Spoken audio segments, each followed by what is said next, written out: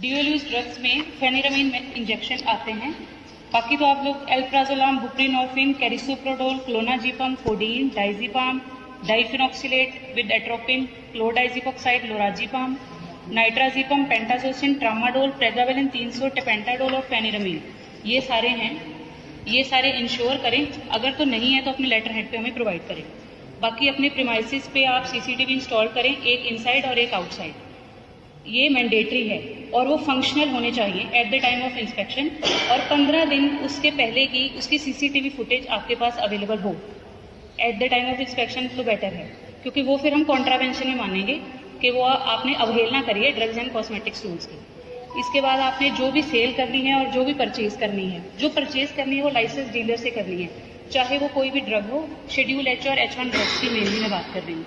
और परचेज करने के बाद आपने अपना सेल रिकॉर्ड मेंटेन करना है, कैश मेमोज में या कंप्यूटराइज्ड, वो आप पे डिपेंड करता है कि आपकी सेल कितनी है, कितना आपका टर्नओवर है या कितना आप अपना कैपिटल जनरेट करते हो। उसके हिसाब से आपने कैश मेमोज या आपने कंप्यूटराइज्ड अपने बिल अपने रिकॉर्ड में रखने हैं मिनिमम 2 ईयर्स के लिए।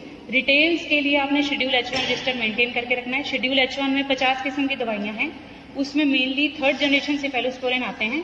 सिफेलोस्पोरिन एंटीबायोटिक्स हैं, आपको पता ही होगा, सिफिक्सिन, स्विफेरोक्सिन, सेफोडोक्साइन, ये वाले मेन हैं। और उसमें 2 ड्रग्स हैं जो नई ऐड करी गई हैं शेड्यूल H1 में।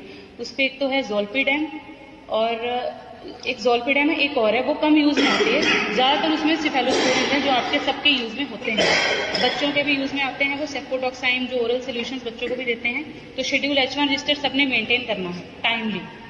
और बाकी जो कैश मेमोज होंगे उसमें फार्मासिस्ट की प्रेजेंस में सारी सेल हो और उसकी ही RMP की पर्ची पे ही फार्मासिस्ट की प्रेजेंस में सेल हो और कैश मेमोज साथ के साथ इशू हो। यूनिक एक अच्छे रजिस्टर में लिख लिया और रफली कर लिया मेंटेन।